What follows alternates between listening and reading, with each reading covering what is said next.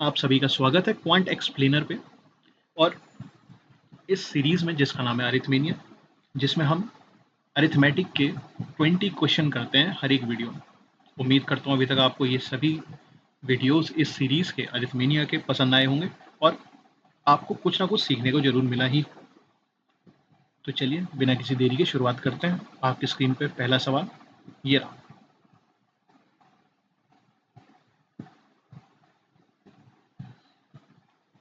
उम्मीद करता हूँ आपने वीडियो पॉज किया होगा और इस क्वेश्चन को अटेम्प्ट किया होगा और आपसे ये क्वेश्चन बना भी होगा। बट अगर आपसे क्वेश्चन नहीं बना तो डरने वाली बात नहीं है, आप यहाँ सीखने के लिए आए हैं। चलिए सीखते हैं। तो क्वेश्चन कह रहा है कि एक फैमिली में 8 अडल्ट हैं और एक्स माइनर्स हैं। ओके। एवरेज कंजम्पशन पर ऑफ राइस, चावल का जो खपत है वो प्रति व्यक्ति का एवरेज औसत दे रखा है 10.8 का। ओके। और एवरेज कंजम्पशन एक एडल्ट की 15 है, जबकि माइनर की 6 kg दे रखी है। ओके, एक्स की वैल्यू निकालनी। तो अगर आपने क्वेश्चन पढ़ते ही आपके दिमाग में आया एलिगेशन, तो आपकी प्रिपरेशन एकदम सही ट्रैक पे। तो चलिए एलिगेशन लगाते हैं फटाफट से। इधर लिखते हैं एडल्ट्स, इधर माइनर, और एवरेज कितना है 15 का, इधर एवरेज 6 का, बीच का इनका एवरेज 10.8 का। एक साइकिल बन रही है, हाँ एक साइकिल बन रही है। डिफरेंस कितना है, इधर है 0.8, 4.8, और इधर कितना है 0.2, 11, और ये 4.2। पॉइंट से पॉइंट हट जाएगा, 48 और 42 दोनों 6 से डिविजिबल हैं। 6 टाइम 7, 6 टाइम 8। ओके, तो ये कहना क्या जा रहा है कि एडल्ट्स और माइनर का रेशियो 8:7 का। यानी अगर ये 8A नंबर है तो ये 7A होगा। बट क्वेश्चन में तो 8A की वैल्यू 8 दी है, यानी A की वैल्यू 1 हो गई। तो यानी कि ये माइनर 7 होंगे। और क्वेश्चन में बोला क्या, माइनर तो x है, तो यानी कि x कुछ नहीं 7। और क्वेश्चन में बोला क्या फाइनली कि find the value of x, यानी x की वैल्यू 7 है। बस इतना सही हमें करना था। उम्मीद करता हूँ आपको ये समझ आया होगा। बट अगर आपको एलिगेशन के रिगार्डिंग कोई भी डाउट है, एलिगेशन के रिगार्डिंग कोई भी डाउट है, तो आप कमेंट बॉक्स में डालिए। हमने रिसेंटली एक वीडियो डाला है जिसमें हमने परसेंटेज टू फ्रैक्शन वैल्यूज को कवर किया, जो भी कॉम्पिटिटिव पॉइंट ऑफ व्यू से इंपॉर्टेंट। उम्मीद करता हूँ अगर आपने वो वीडियो देखा होगा तो आपको अच्छा लगा होगा। वैसा ही वीडियो बनाने की हम सोच रहे हैं। तो अगर आपको एलिगेशन में यहाँ कहीं डाउट है तो इस वीडियो के नीचे ज़रूर डालिएगा, मैं उसके ऊपर काम करूँगा, क्योंकि मेरा प्रोजेक्ट वही है अगला। उम्मीद करता हूँ आपको ये क्वेश्चन समझ आया होगा।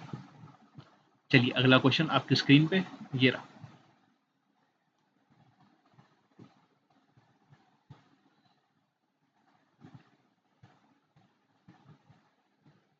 उम्मीद करता हूँ आपने वीडियो पॉज किया होगा और इस क्वेश्चन को अटेम्प्ट किया होगा और आपसे क्वेश्चन बना भी होगा। बट अगर आपसे क्वेश्चन नहीं बना, कोई बात नहीं, डरने वाली कोई बात नहीं है, आप यहाँ सीखने के लिए आए। तो चलिए सीखते हैं। तो क्वेश्चन कह रहा है कि सम ऑफ मनी बिकम्स इतना in 16% in 16 years at 8% simple interest. Okay, and another sum of money becomes इतना in 12 years इतने परसेंट रेट सिंपल इंटरेस्ट पे। ओके, तो मैं कह रहा हूँ इसको करने का तरीका बेस्ट यही होगा कि P1 जो कि 100% होगा, कोई भी अमाउंट अपना 100% ही होता। अब उस पे मैंने 16 साल में 8% के हिसाब से कितना इंटरेस्ट लिया होगा।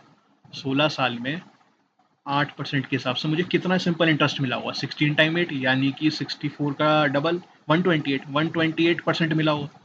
यानी इसमें मुझे 128% मिला होगा। तो टोटली अमाउंट मेरे पास फाइनल कितना होगा, 100 प्लस 128 यानी 228%। ये अमाउंट मुझे मिलेगा कब, 16 साल बाद, एट 8% सिंपल इंटरेस्ट के। और जो ये अमाउंट मिला यानी 228%, वो कितना है, वो है 8322 रुपीज़। तो 228% की वैल्यू हो गई 8322 रुपीज़।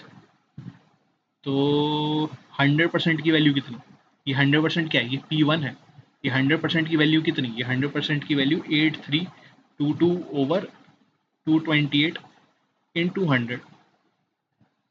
अच्छा, तो P1 की वैल्यू तो निकल आई। अब P2 की वैल्यू कैसे निकले?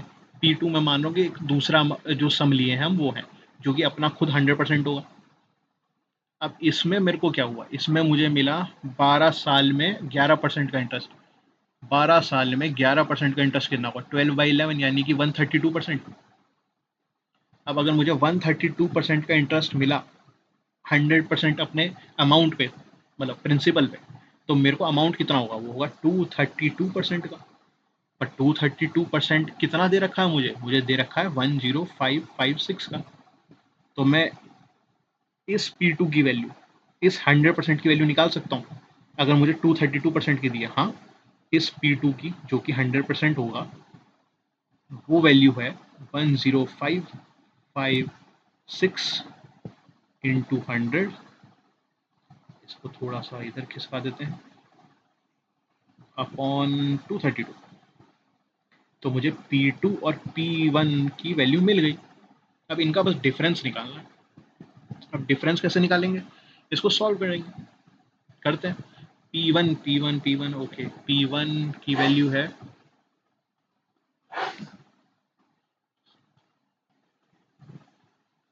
P1 की वैल्यू है 8322 228 इंटू 100,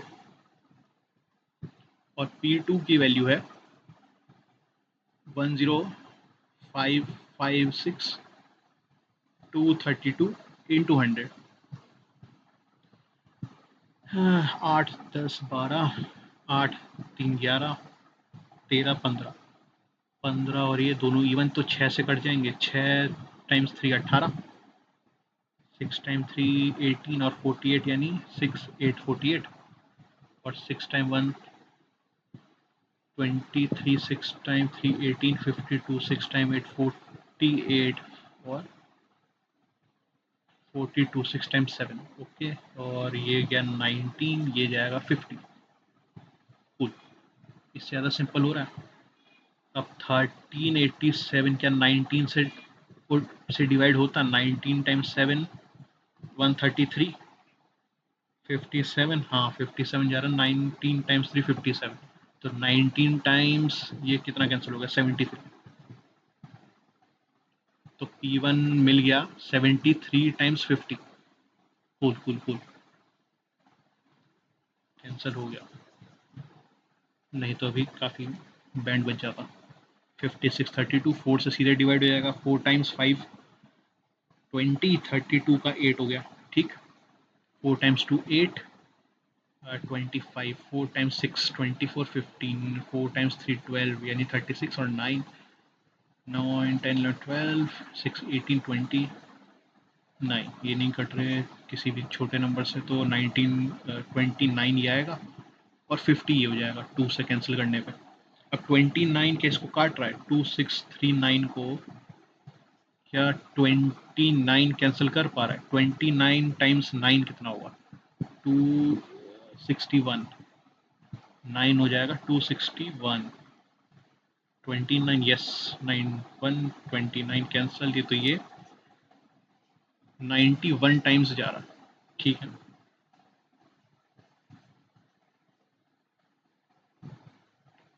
तो P2 की वैल्यू अपने को मिल गई 91 टाइम्स 50, और P1 की वैल्यू अपने को मिली 73 टाइम्स 50। क्वेश्चन में क्या बोला है, क्वेश्चन में बोला है what is the difference between both the sum, दोनों के बीच का अंतर निकालना। ये 73 टाइम्स 50 है, 91 टाइम्स 50 है, 91 और 73 के बीच का डिफरेंस क्या है, इन दोनों वैल्यूज के बीच का डिफरेंस कितना है। 3 में 8 जोड़ा 11, 8 11, 18 टाइम्स 50, और 18 टाइम्स 50 कितना होता है 900।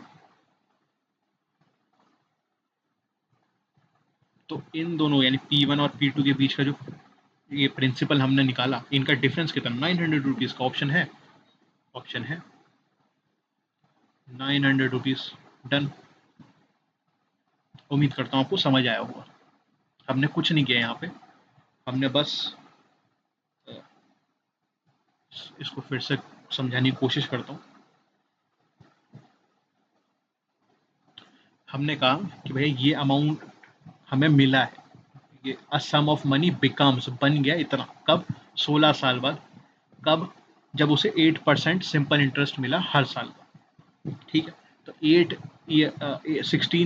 16 में, यानी 16 साल में 8% के हिसाब से कितना इंटरेस्ट होगा? 16 टाइम 8, 128, यानी कि उसे 128% इंटरेस्ट मिला होगा। यानी अगर प्रिंसिपल जो है मैंने P1 माना है, वो अगर 100% है, उसको अपना में 128% फालतू मिला, यानी वो कितना हो गया? 16 साल बाद वो 228% हुआ। अब वही जो 228 हुआ, वो कितना है? वो है इतना। तो अगर 228% इतना है, तो 100% कितना होगा? उस चीज को मैंने यहाँ सॉल्व किया और मैंने छोड़ दिया। मैंने कहा भैया आगे देखूंगा क्या होगा, क्योंकि मेरे में हिम्मत नहीं थी इतना भी करने की। ओके, फिर सेम चीज मैंने आगे की स्टेटमेंट के लिए, क्योंकि उसने बोला एक और सम, तो मेरे को P2 मानना पड़ा, जो कि बन गया इतना 10556। कब? 12 साल में 11% पे। तो 12 साल 11% के हिसाब से आपको टोटल कितना मिलेगा? 132% मिलेगा, क्योंकि हम सिंपल इंटरेस्ट कर रहे हैं। तो P2 अपना खुद का 100% होगा, अब उसको 132% एक्स्ट्रा मिला 12 साल बाद, तो वो कितना मिलेगा? 232 मिलेगा। बट हमें क्वेश्चन में कितना दिया? 10556 दिया। तो यानी कि अगर 232% इतना है, तो 100% जो कि P2 की वैल्यू होगी इस केस में, वो कितनी होगी? सिंप्लीफाई कर लिए। सिंप्लीफाई मतलब इक्वेशन, इक्वेशन भी कहना थोड़ा गलत है, कि एक्सप्रेशन बना लिया। बस अब इनको सिंप्लीफाई करना है, दोनों एक्सप्रेशन को। वो हमने यहाँ किया कि भैया जैसे कट सकता था काटा, कुछ 6 से कटता दिख रहा था काटे, 2 से कटता दिखा, और एक मिल गया कि 73 इंटू 50 P1 हो गया। सिमिलरली उसी एक्सप्रेशन को हमने काटा पीटा, तलवारी चलाई, और 91 इंटू 50 निकाला। जब हमने ये एक्सप्रेशन निकाले, तो हमें पूछा क्या था कि इन दोनों के बीच का अंतर कितना है, डिफरेंस बिटवीन बोथ द सम। तो आसान सी बात है, अगर ये भी इंटू 50 ये भी इंटू 50 है, तो 91 में से 73 घटा दो। 91 में से 73 घटाने का मतलब 18, उसको भी 50 से मल्टीप्लाई करो। तो 18 इंटू 50 कितना होता है? 900। 900 क्या है? इन दोनों P2 और P1 के बीच का अंतर। और वही सवाल में पूछा था, और वही हमने निकाल दिया। उम्मीद करता हूँ आपको अब की बार तो समझ आया होगा। अगर नहीं आया तो मैं आपको इनकरेज करूंगा कि इसको पेन चलाओ खुद से, एक आध बार मारो हाथ पैर, समझ जरूर आएगा, क्योंकि ये अच्छा क्वेश्चन है और ये आपके कुछ कॉन्सेप्ट अच्छे करेगा, करके जरूर जाएगा। और हाँ, इधर सिंप्लीफिकेशन करनी पड़ेगी। इसके लिए अगर आपके टेबल्स मेरे से अच्छे हैं, तो आपको ज़्यादा तेज़ी से आप कर पाओगे। I have no shame in admitting that. तो उम्मीद करता हूँ आपको समझ आया होगा। चलिए अगले सवाल पे। अगला सवाल ये रहा।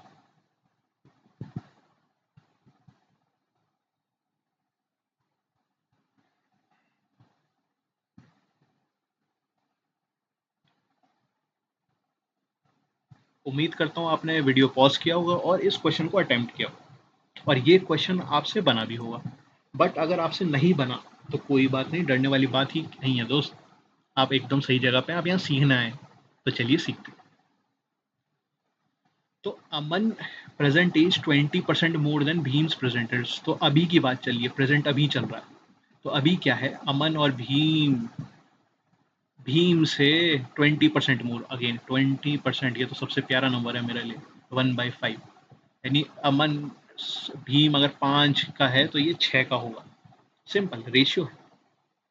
24 year ago Aman was 6 times as old as Bheem. Okay, तो 6 का रेशियो था। कब? आज से 24 साल पहले। आज से 24 साल पहले। अच्छा, अब मुझे ये बताओ कि अगर आप और आपके फादर, आपके पिताजी के बीच में 20 साल का अंतर है, 25 साल का अंतर, 25 साल का अंतर, तो आज से 10 साल बाद भी वो अंतर 25 साल का होगा, और आज से 10 साल पहले भी वो अंतर 25 साल का होगा। तो यहाँ पे जो अंतर है वो कितना है? इन दोनों के बीच का डिफरेंस 1 यूनिट का है। पर यहाँ पे जो डिफरेंस है वो तो 5 यूनिट का है। ऐसा कैसे हो गया?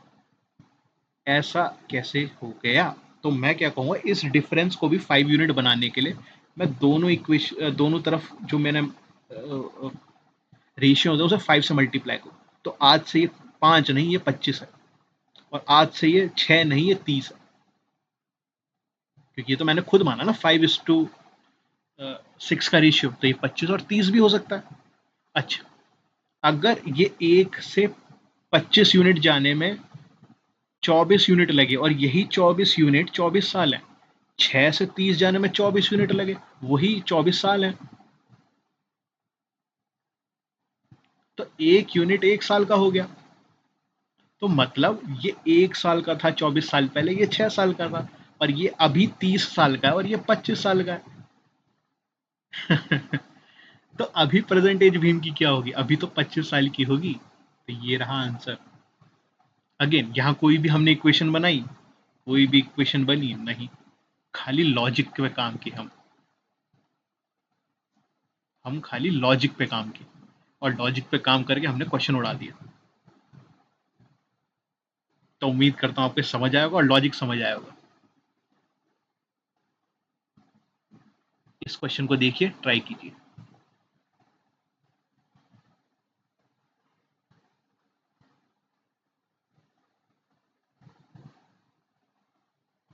उम्मीद करता हूँ आपने वीडियो पॉज किया होगा और इस क्वेश्चन को अटेम्प्ट किया होगा, और आपसे क्वेश्चन बना भी होगा। बट अगर आपसे क्वेश्चन नहीं बना तो डरने वाली बात नहीं है, आप एकदम सही जगह पे। आप यहाँ सीखना है और आप सीख के ही जाएंगे। तो चलिए देखते हैं इस क्वेश्चन। महेश 25% क्या था, Mahesh earned 25% as share from profit. Okay, एक प्रॉफिट से इतना परसेंट उसने अर्न किया। नरेश ने किया 45% और रेस्ट ओम ने किया। ओके, तो महेश, नरेश और ओम, हमारे पास 3 लोग हैं। अब 25%, इसको चलो 25% ही लिखते हैं, क्योंकि टोटल 100% होगा, तो 25% profit share. Profit share Mahesh का है, 45% नरेश का है, और बचा हुआ कितना होगा? 4 to 6 70, यानी 30% ओम का है। अब ये सब मुझे 5 से कैंसिल होते दिख रहे हैं। हाँ, तो इनको सिंपल रेशियो में अगर निकालेंगे तो 5 टाइम 6, 5 टाइम 9 और 5 टाइम 5, 5 9 6 के रेशियो में इनका प्रॉफिट बटेगा। ये प्रॉफिट शेयर का रेशियो है। ठीक है, अगर ये प्रॉफिट शेयर का रेशियो है, तो महेश इनने किया 6 महीने का इन्वेस्टमेंट। ओके, कुछ अमाउंट होगा, उसने 6 महीने इन्वेस्ट किया। नरेश ने किया 4 महीने। ओके, इसने कुछ अमाउंट किया 4 महीने। और ओम ने इन्वेस्ट किया 5 महीने। ओके, कुछ अमाउंट 5 महीने इन्वेस्ट किया। महेश का इन्वेस्टमेंट था 12,000। महेश का था 12,000। तो ओम का इन्वेस्टमेंट कितना होगा? ओम का इन्वेस्टमेंट कितना होगा? एक्स मान लेते हैं। अब अगर आपको दिख रहा है, यूजुअली हम करते हैं कि यहाँ से हम रेशियो निकाल के प्रॉफिट शेयर पे जाते हैं, पर यहाँ प्रॉफिट शेयर पहले दिया, कोई बात नहीं। तो अपन क्या करेंगे, अगर ये चीज़ की वैल्यू 5 है तो इस चीज़ की वैल्यू 6 होगी, यानी कि 12,000 into 5 upon x into 6, x into 5। तो यहाँ 6 है, यहाँ पे 6 है, नीचे 5, यहाँ 6, यहाँ 5 इज इक्वल टू ये 5, ये 6।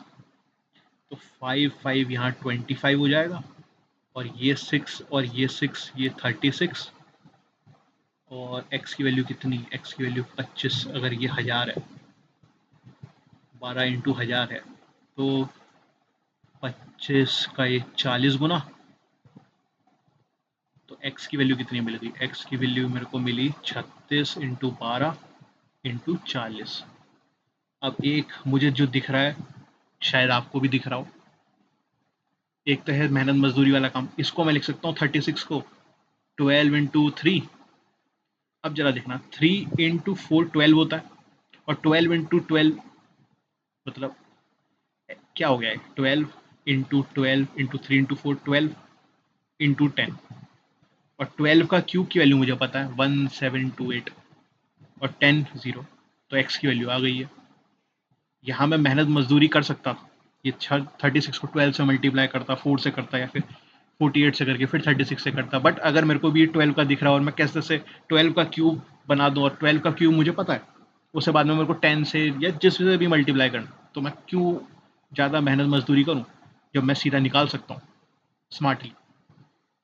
तो x की वैल्यू 17280 यानी कि ओम की इन्वेस्टमेंट 17280 होगी, और यही क्वेश्चन में पूछा था।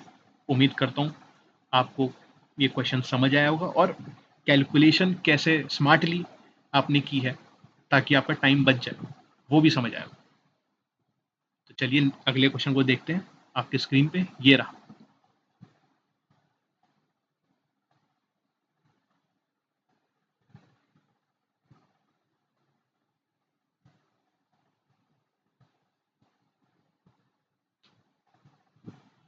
उम्मीद करता हूँ आपने वीडियो पॉज किया होगा और आपसे ये क्वेश्चन बना होगा। अगर आपसे क्वेश्चन नहीं बना कोई बात नहीं, डरने वाली कोई बात नहीं, आप एकदम सही जगह पे हैं और आप यहाँ सीखना है और सीख के ही जाएंगे। तो चलिए इस क्वेश्चन को देखते हैं और सीखते हैं। तो राहुल ने 88% एक एग्जाम में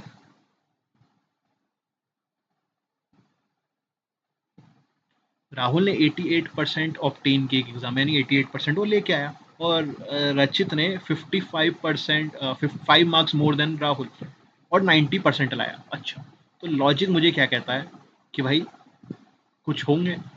88% लाया राहुल, ठीक, और रचित लाया 90% मार्क्स। दोनों के बीच में अंतर कितना है? 2% का। बट ज्यादा कितने लाया? 5 मार्क्स, यानी 2% मार्क्स 5 मार्क्स हैं। तो इधर भी अगर मैं 50 से मल्टीप्लाई करूं, इधर भी 50 से करूं, तो 5 टाइम 5 250, 100%। तो 100% जो मार्क्स होंगे वो तो 250 के, यानी टोटल मार्क्स जिस भी एग्जाम को ये दिए हैं वो 250 मार्क्स का है। जो मैक्सिमम मार्क्स होते हैं किसी भी एग्जाम के वो 250 हैं, इन दोनों ने जो भी पेपर दिया है। If Ranveer obtained 190 marks in the exam. अच्छा, अब रणवीर ने 190 मार्क्स लाया, टोटल कितना है? 250 का है, तो उसके परसेंटेज कितने बने? इंटू 100। सिंपल इनफ, जीरो से जीरो कैंसिल, 5 और से 4, 19 टाइम्स 4 76, तो 76% मार्क्स लाया कौन? रणवीर। तो उसके परसेंटेज बने 76 क्योंकि वो 190 मार्क्स लाया। एंड और आंसर इज 76। अगेन यहाँ पे भी हमने कोई इक्वेशन बनाई नहीं, बस लॉजिक से काम किया। अगेन कॉम्पिटिटिव एग्जाम्स के अंदर लॉजिक काफी इंपॉर्टेंट होता है, not only in reasoning. Reasoning में तो लॉजिक इंपॉर्टेंट है ही, पर क्वांटिटेटिव एप्टीट्यूड में भी आपका लॉजिक बहुत इंपॉर्टेंट होता है। वो आपके कई स्टेप्स बचा सकता है, जैसे हमने यहाँ बचाया। खाली ये सोचा कि भैया इतने से इतने परसेंट, यानी 2% फालतू, 2% 5 मार्क्स हैं, तो 100% 250 मार्क्स का। अगर 250 मार्क्स का एग्जाम है तो 190 के नंबर कितने होंगे? इतने में अगर आप पेन चलाना चला सकते, कोई वो नहीं है, 76 आएगा आपका। सिंपल है ना। इधर मैं इक्वेशन बनाने बैठूं, अगेन वो भी कर सकते हो आप इक्वेशन बनाना, बट क्या वो सेंसिबल है? नहीं, क्योंकि कॉम्पिटिटिव एग्जाम में आपका एक एक सेकंड काफी कीमती होता है। तो वहां अगर आपने लॉजिक सही से हिट कर लिया, क्योंकि इस टाइप के क्वेश्चन आप प्रैक्टिस कर रहे हो, तो आपका हिट जल्दी करेगा logic. Are you getting it? तो उम्मीद करता हूँ आपको ये क्वेश्चन समझ आया होगा। चलिए अगले क्वेश्चन पे चलते हैं। आपके सामने अगला क्वेश्चन ये रहा।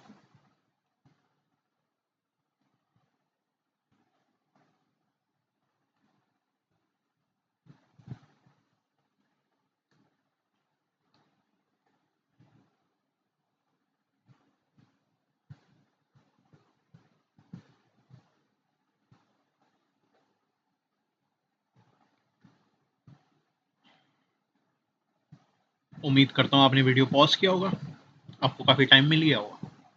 क्योंकि मैं पानी पी रहा था इसलिए मैं वीडियो पॉज करना छूट गया मेरा। बट आपको काफ़ी टाइम मिल गया होगा और आपने इस क्वेश्चन को अटेम्प्ट भी किया होगा और आपने बना भी लिया होगा।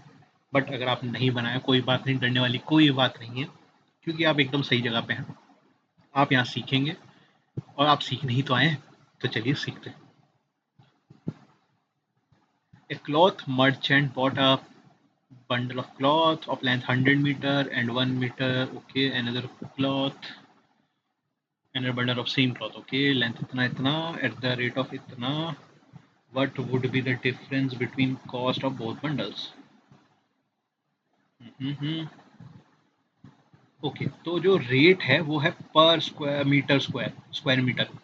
मीटर स्क्वायर यूनिट होती है एरिया की। ठीक है, तो अगर मैंने एक वो लाया, एक कपड़ा लाया जो 100 मीटर की लेंथ और 1 मीटर का है, 100 बाई 1 का है, तो इसका एरिया कितना होगा? इसका होगा 100 मीटर स्क्वायर। ठीक है, और अगर सेम क्लॉथ का मैं एक दूसरा वो लाया बंडल जो 150 मीटर का है लेंथ में और 3 बाई 4 मीटर का है विथ में, तो उसका एरिया कितना होगा? सर उस भैया उसका एरिया होगा 150 इंटू 3 बाई 4। अब 150 को 3 बाई 4 से 2, ये 75 है ना, 75 थ्री 225, 225 को भी आधा करोगे तो 112.5 मीटर स्क्वायर। अच्छा, तो ये वाला क्लॉथ अगर 100 मीटर स्क्वायर है, ये 112.5 मीटर स्क्वायर। बट हम किस रेट पे लाए? हम तो 78 पर मीटर स्क्वायर पे लाए हैं। तो इन दोनों के बीच का डिफरेंस क्या होगा? जितना इनका एरिया का डिफरेंस होगा वही उनके रेट का डिफरेंस होगा। कैसे? क्योंकि पहले मैं 100 मीटर स्क्वायर एरिया का कपड़ा लाया, उसको 78 से मल्टीप्लाई करता, एक रेट आता। पहले मैं करता 100 इंटू 78, ये मुझे इस वाले क्लॉथ का मिल जाता। इस वाले क्लॉथ के लिए मैं करता 112.5 इंटू 78, फिर इन दोनों को माइनस करता। तो रैदर देन मैं ऐसे करूं, मैं कहूँगा कि भाई मैंने जब एरिया निकाल ही लिया है, इतनी मशक्कत कर ही लिया, तो एरिया का डिफरेंस कितना? 12.5। इसको सीधा 78 से डिवाइड करो, सॉरी मल्टीप्लाई करो, तो जो भी मेरे को मिलेगा वो डिफरेंस होगा दोनों बंडल के कॉस्ट का। अब 12.5, अगर आपको याद है, 12.5% होता है 1/8। तो 12.5% 1/8 है, तो 12.5 कितना होगा? 100/8 इंटू 78। अब करें तो करे क्या? अगर ये 78 ना होके 80 होता, 78 ना होके 80 होता तो क्या होता? 80 होता तो 10 आता। बट ये 78 है, तो ये क्या आएगा? ये आएगा 9 2/8, 9 2/8, 9872, 6/8, सॉरी 6/8। अगर मैं 8 को 78 से डिवाइड करूंगा तो मुझे मिलेगा 100 इंटू 9 प्लस 6/8। अगेन 6/8 की वैल्यू कितनी होती है? 6/8 होता है 3/4। तो इसको और सिंप्लीफाई करने का मतलब क्या? 900 प्लस 6/8 यानी कि 3/4 ऑफ 100। अब 3/4 ऑफ 100 क्या होगा? 3/4 होता है आपका 75%। तो 3/4 इंटू 100 क्या होगा? 75। तो 900 में 75 जोड़ोगे कितना आएगा? 975। तो ये जो डिफरेंस है, ये जो कैलकुलेशन है, ये परसेंटेज वैल्यूज को यूज करते हुए मैं निकाल लिया 975। तो परसेंटेज टू फ्रैक्शन वैल्यू खाली आपको परसेंटेज वाले उसमें या फिर जब भी परसेंटेज दिया उसी में हेल्प करे ऐसा जरूरी नहीं है, वो आपके नॉर्मल कैलकुलेशन में अभी आपकी मदद करती है, जैसे यहाँ किया है। इसलिए मैं 975 निकाल पाया और आंसर इसका 975 होगा फिर।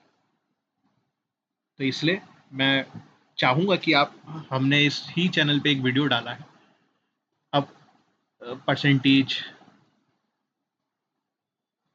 टू फ्रैक्शन वैल्यूज के लिए।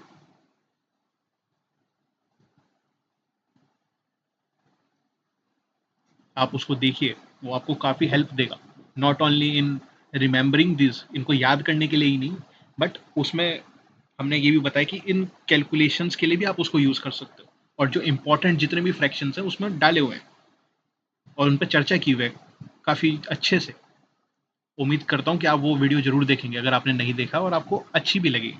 और जो भी आपके थॉट हों उस वीडियो में, उस वीडियो के नीचे उस कमेंट बॉक्स में भर दीजिए। और ये क्वेश्चन आपको समझ आया ही होगा और कैसे कैलकुलेट किए ये भी समझ आया। ये वाला हिस्सा पूरा कैलकुलेशन के लिए हम अलग से हटा देते हैं। ये बस कैलकुलेशन पर्पस हमने पूरा किया यहाँ पे, और परसेंटेज टू फ्रैक्शन वैल्यू लगाए। नॉर्मल भी आप मेहनत मजदूरी कर सकते थे कि 12.5 को 78 से मल्टीप्लाई करना, वो भी कर सकते थे, बट मेरे को लगा ये एफिशिएंट वे है तो मैंने इससे किया।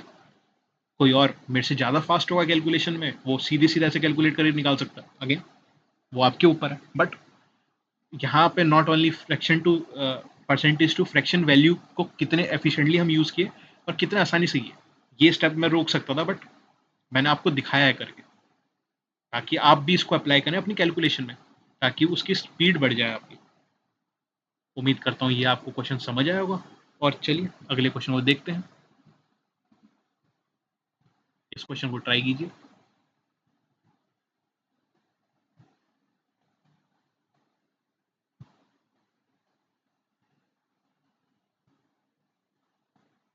उम्मीद करता हूँ आपने ये वीडियो पॉज किया होगा और इस क्वेश्चन को अटेम्प्ट किया होगा और आपसे क्वेश्चन बना भी होगा।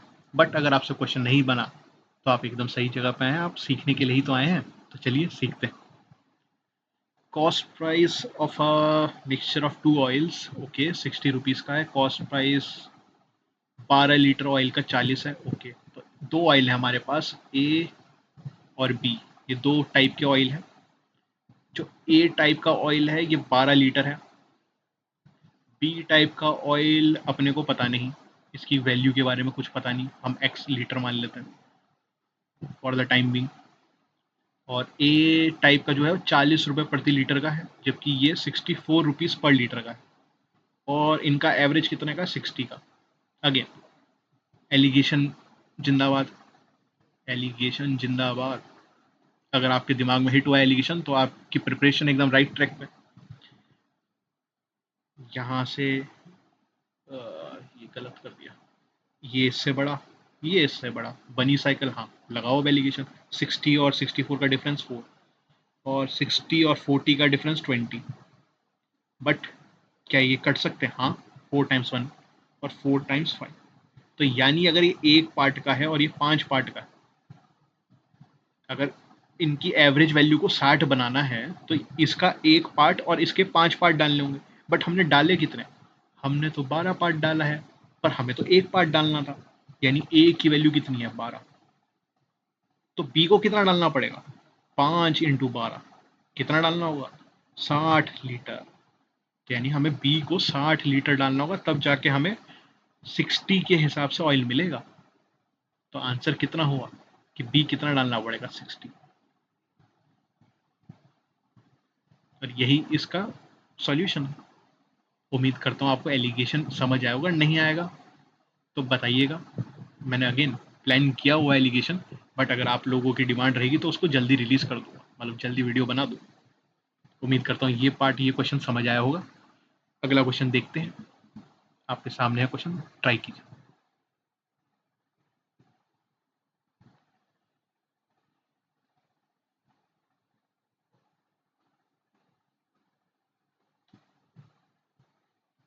उम्मीद करता हूँ आपने वीडियो पॉज किया होगा और इस क्वेश्चन को अटेम्प्ट किया होगा, और ये क्वेश्चन आपसे बना भी होगा। बट अगर आपसे क्वेश्चन नहीं बना तो कोई डरने वाली बात नहीं है, आप यहाँ सीखने ही तो आए हैं। और आप एकदम सही जगह हैं, क्योंकि आप यहाँ सीख के ही जाएंगे। चलिए सीखते हैं। अब stream speed of boat and stream of speed. अच्छा, जब भी बोट एंड स्ट्रीम आता है तो अभी तक तो आपको पता चल ही गया होगा कि मैं करता क्या हूँ। मैं बस कुछ नहीं, बोट वाटर अप डाउन इनको लिख के बैठ जाता हूँ, और जो मिलता जाएगा मैं डालता जाऊँगा। अगर टाइम मिलेगा टाइम, स्पीड मिलेगी स्पीड। तो इधर क्या है, स्पीड का रेशियो ही दे दिया। कितना है अपस्ट्रीम और स्ट्रीम, अपस्ट्रीम कितना है, 2। तो स्ट्रीम यानी वाटर है 1। अच्छा, बोट में ऐसा क्या घटाया होगा, क्योंकि बोट माइनस वाटर ही तो अप आता है। बोट में ऐसा मतलब एक घटाने पे 2 आया, तो बोट 3 पार्ट की रही होगी। अगर बोट की स्पीड 3 है, वाटर 1 है, तो अपस्ट्रीम 4 पार्ट का होगा। सिंपल इनफ, ये इनके स्पीड का रेशियो है। और क्या क्या है, difference between the upstream and the speed of boat. अच्छा, इसका और इसका और इसका जो डिफरेंस है ए का, 1 ए का जो डिफरेंस है वो ही क्वेश्चन में दे दिया 9। अब क्वेश्चन में बचा ही क्या है भाई, अगर ए 9 है तुम सब कुछ निकाल सकते हो। तो बोला क्या है, if the speed of boat is increase by 4, okay. 9 × 3 = 27, तो यहाँ इस समय 27 की स्पीड है। अब 27 में मैं 4 जोड़ दूँ और ये 9 की स्पीड है। 27 में 4 31, 31 जोड़ते ही इसमें भी 4 जुड़ेगा, इसमें भी 4 जुड़ेगा, क्योंकि अब बोट की स्पीड 31 है। तो 31 + 9 बोट डाउन स्पीड कितनी हो जाएगी नए वाले केस में? 31 + 9 और डाउन स्ट्रीम क्या होगी नए वाले केस में? वो हो जाएगी आपकी -22। Then what is the approximate time taken by the boat to cover इतना डाउन स्ट्रीम? अगर स्पीड 4 किलोमीटर से बढ़ गई किसकी? बोट की। वही हमने कहा कि अगर बोट की स्पीड अब 27 नहीं 31, अब 31 के हिसाब से इनकी स्पीड क्या होगी? ये हो जाएगी, क्योंकि वाटर की स्पीड के साथ तो हमने छेड़खानी की ही नहीं है। अब डाउन स्ट्रीम में यानी कि 40 के हिसाब से 40 किलोमीटर प्रति घंटे के हिसाब से 324 किलोमीटर कवर करने हैं। 4 से कैंसिल हो रहा है, 4 से 10 टाइम्स, 4 से 8 और 1 81, यानी 8.1 आवर्स लगेंगे कवर करने के लिए। 8.1 आवर्स लगेंगे। अगेन क्या यहाँ पे इक्वेशन बनाई हमने? कहीं भी नहीं, बस लॉजिक लगाया, क्वेश्चन किया, जो चाहिए निकाला। और कुछ और भी पूछता हूँ वो भी निकालते, अपस्ट्रीम पूछता वो भी निकालते, क्योंकि स्पीड है उसकी हमारे पास। और ये लॉजिक और ये क्लैरिटी कब आएगी आपको? जब लॉजिक तो आएगा, जितना आप क्वेश्चन देखोगे धीरे धीरे लॉजिक सीख जाओगे। क्लैरिटी कब आएगी? अगेन प्रैक्टिस, दोनों ही चीज प्रैक्टिस से आएगी। और वो प्रैक्टिस कहाँ मिलेगी? यहाँ 1000+ सीरीज, क्योंकि 1000+ क्वेश्चन वादा कर रहा हूँ मैं। हर वीडियो में अगर 20 क्वेश्चन है तो 50+ वीडियो तो मैं दूंगा। मेरा एम है कि 50+ वीडियो तो मैं बनाऊंगा ही बनाऊंगा। और उसको मैं सीजन 1 नाम दे रहा हूँ, S01, कि उसके बाद मैं रुक के फिर नई प्लानिंग से सीजन 2 सोचूंगा। अगेन वो सीजन 2 डिपेंड करता है कि आप लोगों ने कितना प्यार दिया है सीजन 1 को। और शायद वो फिर सीजन 2 अप हो सीजन 1 से, यानी उसमें वेरिएबल ज़्यादा हो, क्योंकि इसमें बस बेसिक, क्योंकि इसमें सब कुछ लेके चल रहे हैं हम, RRB क्लर्क भी, RRB मतलब क्लरिकल एग्जामिनेशन भी, एंड बाकी मतलब समझ रहे हैं आप कि इसमें फिर वेरिएबल वाले उतने सवाल हैं नहीं अभी तक। धीरे धीरे बढ़ेंगे, क्योंकि 1000 क्वेश्चन है यार। अभी हुए ही कितने? 100, शायद 100 क्वेश्चन हो चुके हैं। ये 6th पार्ट है तो 120 क्वेश्चन रहेंगे इस वीडियो के एंड तक। तो प्यार दो भाई इस वीडियो को और इस पूरे अर्थमेटिक सीरीज को, जिसका नाम अरिथमेनिया है, और वो भी सीजन 1। क्योंकि सीजन 1 में तो भैया मैं तो 50+ वीडियो तो डालूंगा, 51 वीडियो तो डालूंगा, क्योंकि 50 × 20 1000 होता है। और मैंने 1000 के प्लस लिखा है, तो यानी 50 से एक ज़्यादा वीडियो डालनी पड़ेगी मुझे, तब मैं सीजन 1 खत्म करूंगा। उससे पहले मैं नहीं करने वाला। अब वो आप पे करता है कि आपको सीजन 2 चाहिए होगा नहीं चाहिए होगा। तो चलिए, उम्मीद करता हूँ कि ये मेरी चिट चैट आपको पसंद आई, नहीं आई कोई बात नहीं, बट क्वेश्चन जरूर समझ आया होगा और आपको अच्छा भी लगा होगा देख के इसका सॉल्यूशन लॉजिकली। चलिए इस क्वेश्चन को ट्राई कीजिए।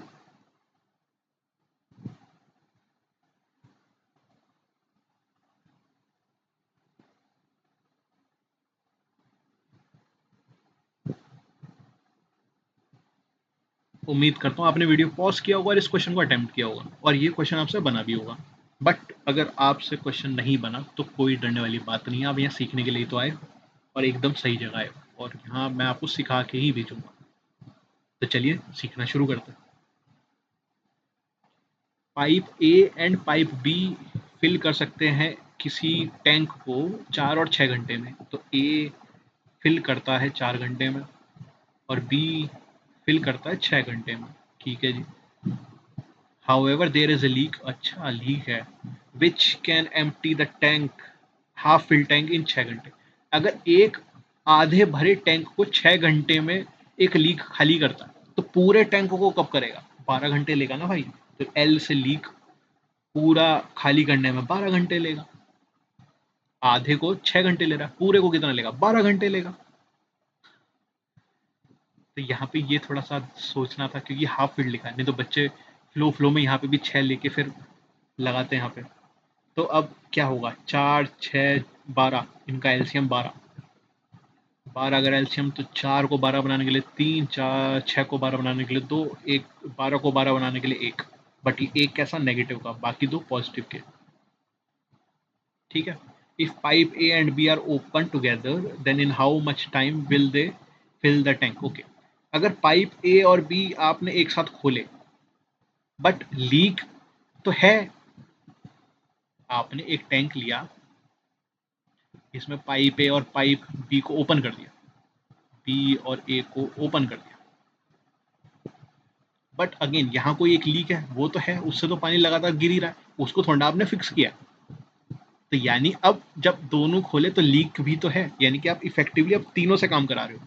तो 3 + 2 5 -1 4, तो +4 की एफिशिएंसी से अब ये तीनों मिलकर काम करेंगे। अभी +4 की एफिशिएंसी से 12 यूनिट भरने में कितना टाइम लगाएंगे? 4 × 3, 3 आवर्स लगाएंगे। 3 आवर्स लगाएंगे टैंक को भरने में, टंकी भरने में 3 घंटे लगेंगे, 3 घंटे। अगेन यहाँ पे अगर आप पहला गलती होने के चांस, हाफ फील्ड अगर मिस कर देते तो ये 6 लेके ही आप सॉल्व कर रहे होते। दूसरा, आप खाली ए बी को लेके चल रहे होते तो आप खाली 3 और 2 5, 12/5 ऑप्शन नहीं मिलता, नन ऑफ द अबव मार के आते। तो अगेन यहाँ पे भी थोड़ा लॉजिक लगाओ क्वेश्चन को पढ़ने में, कि टैंक से लीक हो रहा है, वो तो लीक हो ही रहा है, वो कहाँ रोके हो? कहीं बोला है उसने रोका है टैंक से लीक होना? नहीं बोला ना, तो उसको भी इंक्लूड करो। उम्मीद करता हूँ ये एक्सप्लेनेशन आपको समझ आया होगा और क्वेश्चन अच्छा लगा होगा। चलिए अगले क्वेश्चन को देखते हैं। अगला क्वेश्चन आपकी स्क्रीन पे ये रहा।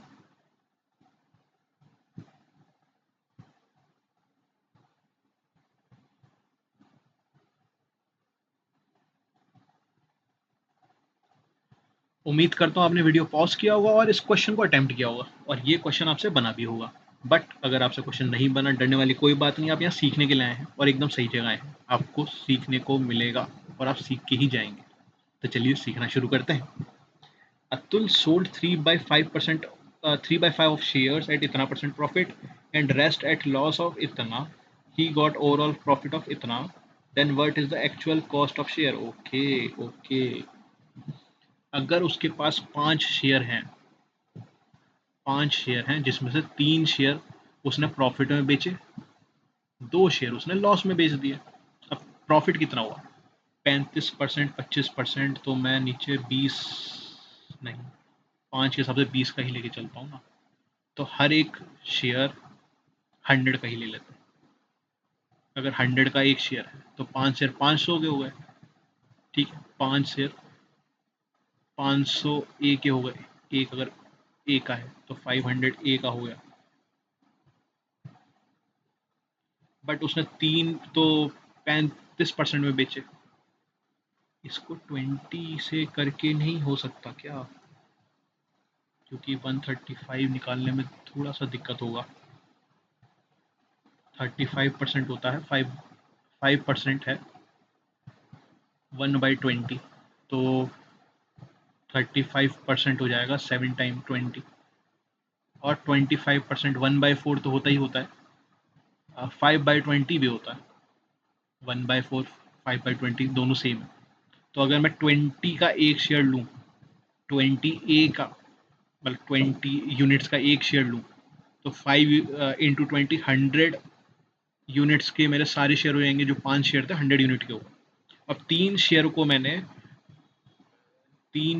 मैंने 35% प्रॉफिट में बेचा, यानी कि 20 की चीज़ को 27 में बेचा, 20 की चीज़ को 27 में बेचा।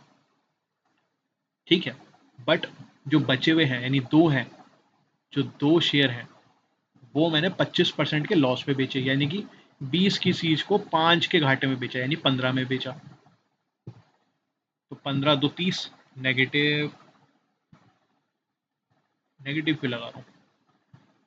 क्योंकि मैंने यहाँ पे पहली माइनस कर दिया ना।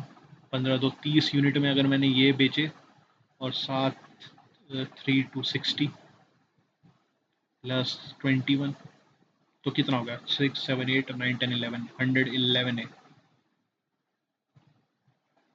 तो टोटल मैंने 111 ए में बेचा।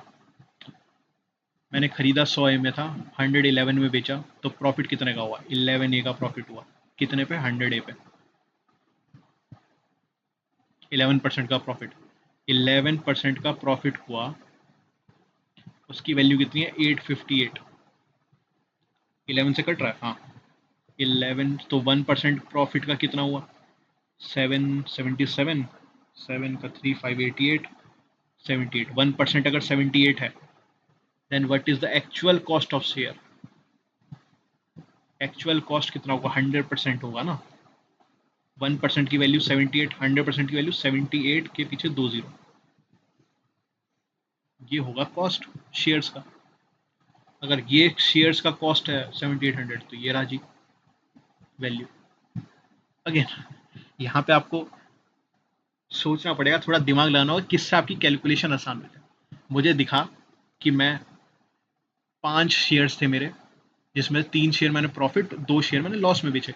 अब मैं 100 का एक शेयर मान सकता था, बट जो परसेंटेज है वो 35 और 25 है, तो इनको 125 135 करना मुझे पसंद नहीं आया। मुझे लगा कि जब 35% को 35% को मैं 7/20 लिख सकता हूँ, और 25% को भी मैं 5/20 लिख सकता हूँ, यानी दोनों का बेस मैं सेम कर सकता हूँ, तो मैं एक शेयर को 20 A का मान लेता हूँ।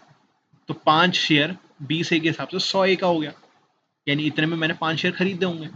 पर मैंने उनमें से 3 शेयरों को 35% के प्रॉफिट पे, यानी कि 20 की चीज को 7 फालतू, 7 ज्यादा में, यानी 27 में बेचा। 3 को 27 में बेचा, 3 टाइम 2 60, 3 टाइम 7 21, तो 60 प्लस 21 81 में बेचा। हाँ 81, क्यू 4 हो गया ना, ठीक। तो 81 में बेचा, बट दो को मैंने घाटे में बेचा। कितने का घाटा? 20 का घाटा, मतलब 20 की चीज को 5 कम, यानी 15 में बेचा। 15 में बेचा दो को, तो यानी 30, यहाँ से 30, यहाँ से 81, तो टोटल कितना हो गया? 111 है, यानी 111 में मैंने 5 बेच दिए। पर खरीदे कितने थे वो 5? 100 में, यानी 100 की चीज को 111 में बेचा। 100 की चीज को 111 में बेचा, तो प्रॉफिट कितने का हो? प्रॉफिट हुआ 11A का। अब 11A का प्रॉफिट हुआ 100 पे, 100A पे, तो इसको परसेंटेज में अगर कन्वर्ट करूंगा तो कितना होगा? 11%। बट 11% की वैल्यू तो इतनी है 585, तो यानी तो 1% की वैल्यू कितनी होगी? अगर 11% की वैल्यू 585, ओ सॉरी 858 है, तो 1% कितना हुआ? इस चीज को 11 से डिवाइड करो, क्या 11 से कट रहा है? कट रहा है। इसको जब कैंसिल किया तो मेरे को 78 मिला, यानी 1% 78 है, तो 100% कितना होगा? इधर भी 100 से मल्टीप्लाई, इधर भी 100 से मल्टीप्लाई, तो 100% हो गया 7800। और 100% था क्या? कि भैया मैंने शेयर्स अपने कितने में खरीदे थे? 100% था क्या? 100% था कॉस्ट ऑफ द शेयर्स, जो कि 7800 है, और वही हमें पूछा गया। अगेन लॉजिक लगाया, थोड़ा सोचा कि मैं किस बेस को लूँ, मेरी कैलकुलेशन आसान हो, और आंसर आ गया। अगर मैं 100 लेके कर चलता, यकीनन आंसर आता, बट वहाँ पे थोड़ी दिक्कत हो सकती थी कि इतना परसेंट, फिर कैलकुलेशन थोड़ी बड़ी हो जाती। तो इस सीरीज में नॉट ओनली आप ये सीख रहे हो कि क्वेश्चन करने कैसे हैं, उनमें क्या अप्रोच लगानी और किन से आपकी कैलकुलेशन आसान हो सकती है, ये सब सीखने को मिल रहा है। और ऐसे हम 1000 क्वेश्चन करने वाले। Again self promotion, nothing band in it, isn't it? आप लोग तो प्रमोट कर नहीं रहे हो, शेयर लाइक कुछ तो कर ही नहीं रहे हो, तो हम ही सेल्फ प्रमोट कर लें।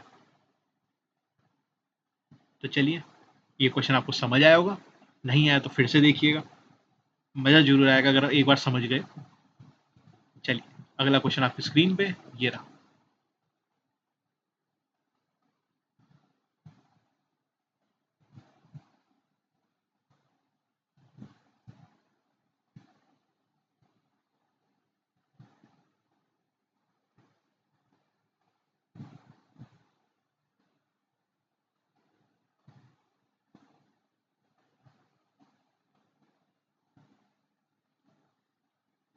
उम्मीद करता हूँ आपने वीडियो पॉज किया होगा और इस क्वेश्चन को अटेम्प्ट किया होगा, और ये क्वेश्चन आपसे बना होगा। बट अगर आपसे क्वेश्चन नहीं बना तो कोई डरने वाली बात नहीं है, आप एकदम सही जगह पर, आप यहाँ सीखने आए हैं और आप सीख के ही जाएंगे। तो चलिए सीखते हैं। तो क्वेश्चन कह रहा है, when article is sold at इतना 3/5 of market price. Okay, 3/5 of market price का मतलब क्या है? 3/5 ऑफ मार्केट प्राइस का मतलब है, अगर मार्क्ड प्राइस होगा 5 का, तो सेलिंग प्राइस हो जाएगा 3 का। 3/5 ऑफ मार्केट प्राइस का मतलब यही है ना कि अगर 5 रुपए की चीज है, वो 3 रुपए में आप बेच रहे हो। The loss percentage was 10%। Okay okay okay okay, 10%। तो 10% क्या है? 10% होता है 1/10। अब लॉस परसेंटेज का मतलब क्या है? कि भैया मैंने कॉस्ट प्राइस थी, यहाँ पे मार्क प्राइस लिख देता हूँ, यहाँ सेलिंग प्राइस लिख देता हूँ। अब 10% का मतलब है 10 रुपए की चीज मैं 1 का घाटा 9 में बेची, बट बेच तो मैं 3 का रहा हूँ, तो यहाँ पे भी 3 से मल्टीप्लाई, यहाँ पे भी 3 से मल्टीप्लाई, यानी कि मार्क प्राइस 15 का रहा होगा, तभी तो मैं सेल 9 पे कर पाया, और तभी मेरा 10 पे मेरे को 1 का घाटा हुआ। अब ये क्योंकि एग्जैक्ट वैल्यू नहीं है तो मैं पीछे ए लगा देता हूँ, ना भी लगाओ, थोड़े मैच्योर बनो, तो ए ना लगाओ तब भी आपको एक रेशियो तो यही मिलेगा, बट थोड़े से जिनका दिल थोड़ा नाजुक है, जो थोड़ा डर जाते हैं, उनके लिए मैं ए लगा देता हूँ। उसके बाद क्या कह रहा है, the article should be sold at what fraction of mark price to gain 20%। तो किस, ओके, तो मेरे को 20% गेन करना। अगेन 20% क्या है, 10 की चीज 12 में, यानी कि मैं 12 में अगर बेचूंगा, 12 ए में बेचूंगा, तो मुझे कितना होगा, 2 ए का फायदा, यानी 20% का फायदा। अब article should be sold at what fraction of mark price to get gain 50%, तो मार्क प्राइस तो अभी भी 15 ए ही है, मार्क प्राइस तो अभी भी 15 ए है, यानी 15 रुपए का है, और मैं 12 ए का बेचना चाह रहा हूँ, तो क्या फ्रैक्शन में बेचा जाएगा, इसको 3 से काटा 4 बार, 3 से काटा 5 बार, तो इस फ्रैक्शन में बेचा जाएगा, किस में, 4/5 में, 4/5 फ्रैक्शन में बेचा जाएगा, क्योंकि पहले किस फ्रैक्शन में बेचा गया, 5/3 के फ्रैक्शन में, यानी 5 पार्ट ये, 3 पार्ट ये। अब किस फ्रैक्शन में बेचा जाए ताकि मुझे 20% का फायदा हो, यानी 15 की 12 में, यानी कि 4/5 के फ्रैक्शन में, और ये मेरा आंसर है। अगेन यहाँ कोई हमने ढेर सारे इक्वेशंस बनाई नहीं, खाली अगेन यहाँ पे भी हमने लॉजिक लगाया, और जो अपने को पता है रेशियो और परसेंटेज के वैल्यूज के साथ खेले।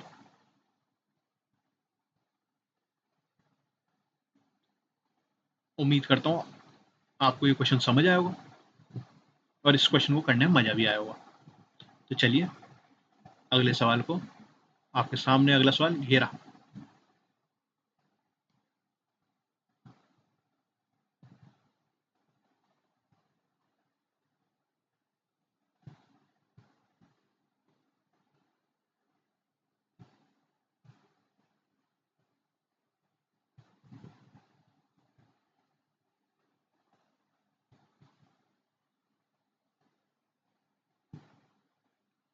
उम्मीद करता हूँ आपने वीडियो पॉज किया होगा और इस क्वेश्चन को अटेम्प्ट किया होगा, और ये क्वेश्चन आपसे बना भी होगा, बट अगर आपसे नहीं बना तो डरने वाली कोई बात नहीं, आप एकदम सही जगह पे, आप सीखने आए हैं और सीख के ही जाएंगे। तो चलिए सीखते हैं। क्वेश्चन कह रहा है कि अ सम अमाउंट्स टू इतना इन 2 साल और इतना इन 3 साल, ओके, कंपाउंड इंटरेस्ट, ओके, ये इंपॉर्टेंट है, कंपाउंड इंटरेस्ट में बात हो रही है, प्रिंसिपल निकालना। तो पहले तो ये देखो कि कुछ प्रिंसिपल होगा, पहले साल बाद कुछ परसेंट लगने के बाद इतना अमाउंट हुआ होगा, A1, फिर कुछ परसेंट लगने के बाद कंपाउंड इंटरेस्ट पे इतना हुआ होगा, फिर और लगने पे A3 हुआ होगा।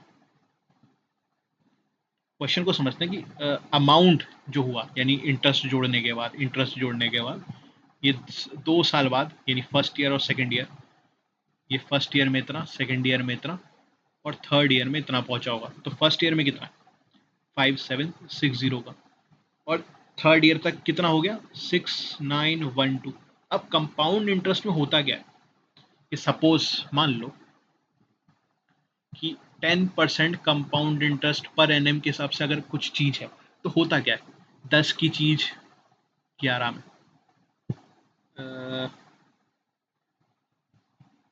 10% पर एनम कंपाउंडेड एनुअली का मतलब क्या है कि पहले 10 की चीज 11 में, अब वो 11 की चीज को हम 10 मान के उसको फिर 11 में कन्वर्ट करते हैं। अब इस 11 को अगेन 10 मान के फिर 11 में कन्वर्ट करते हैं, यानी जो रेशियो होता है एक साल के अंदर, जो अमाउंट्स हैं उनका रेशियो उतना ही रहता है जो परसेंटेज का दे रखा है। मतलब फिर से इसको आसान भाषा में समझाने की कोशिश करता हूँ।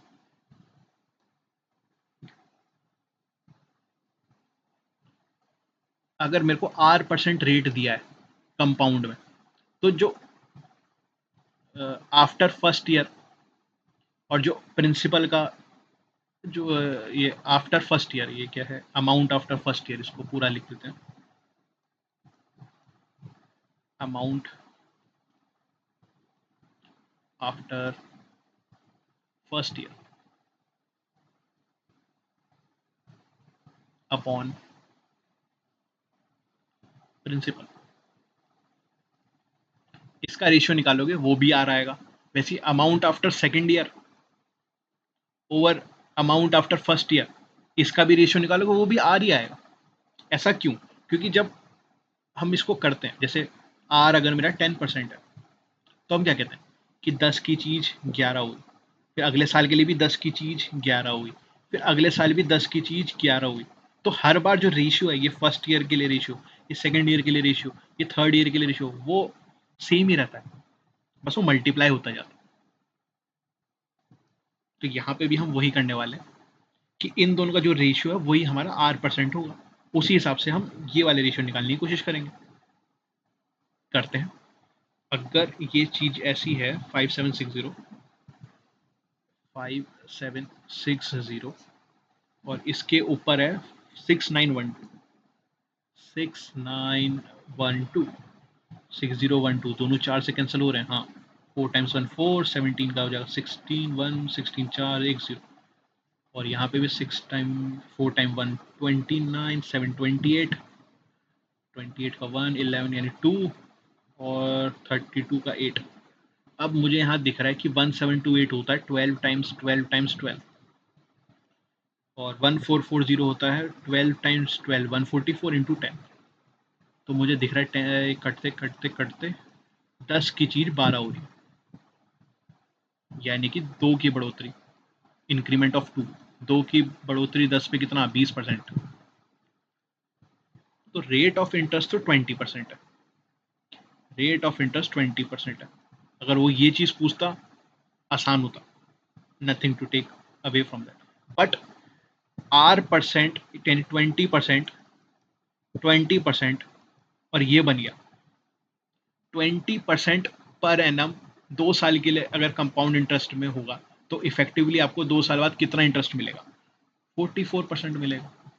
ये वैल्यू आपको पता होनी चाहिए, क्योंकि आप ए बी लगाओगे इसमें, plus A plus A sorry plus A B over 100, तो 20 प्लस 20 प्लस 20 इंटू 20 ओवर 100, जिसको सॉल्व करोगे 0 से 0 कैंसल्स, 20 प्लस 20 40 टाइम्स 4 44 आपको मिलेगा। तो अगेन 100 की चीज 2 साल बाद 44% पे 144 हो गया, और ये 144 की वैल्यू कितनी है, 5760, 5760, और ये 5760 अभी आप निकालें कि ये है कितना, ये है 1440 टाइम्स 4, ये 4 से डिवाइड किए थे, तो 1% की वैल्यू कितनी हो गई, 40। 100% की वैल्यू कितनी जाएगी, 4 जीरो के पीछे 2 जीरो, 4000। तो 100% था क्या, 100% था प्रिंसिपल, तो ये हो गया प्रिंसिपल। प्रिंसिपल की वैल्यू है 4000, तो 4000 पे 20% आप लगाते जाओ, 4000 पे 20% जो अमाउंट आया उस पर 20% ये आएगा, उस पर 20% ये आएगा, और क्वेश्चन क्या पूछा, प्रिंसिपल निकालना, निकाल लिया। अब यहाँ पे बोलता कि रेट ऑफ इंटरेस्ट निकालना, वो भी हम निकाल दिए 20%। अगर वो यहाँ पे ये अमाउंट पूछता हम वो भी निकाल लेते, हम कहते 4000 का 20% होता 2/10, कितना आ गया 800, तो ये हो जाता 4800। इंटरेस्ट 800 का है तो ये अमाउंट होता 4800 का। अब इस पे इंटरेस्ट मिला 20% के हिसाब से इतना बनेगा, इस पे इंटरेस्ट मिला 20% पे तो अमाउंट इतना बनेगा, 3 साल बाद इतना अमाउंट हो गया 4000 का। उम्मीद करता हूँ आपको क्वेश्चन समझ आया होगा, और ये क्वेश्चन अच्छा क्वेश्चन था। अगेन यहाँ पे भी हमने कुछ ऐसी इक्वेशन नहीं बनाई है, बस लॉजिक लगाया है। अगेन एस आई और सी आई का, बेसिकली सी आई का ही लगाया क्योंकि क्वेश्चन ही सी आई का था, और उम्मीद करता हूँ आपको समझ आया होगा। इस क्वेश्चन को देखिए और ट्राई कीजिए।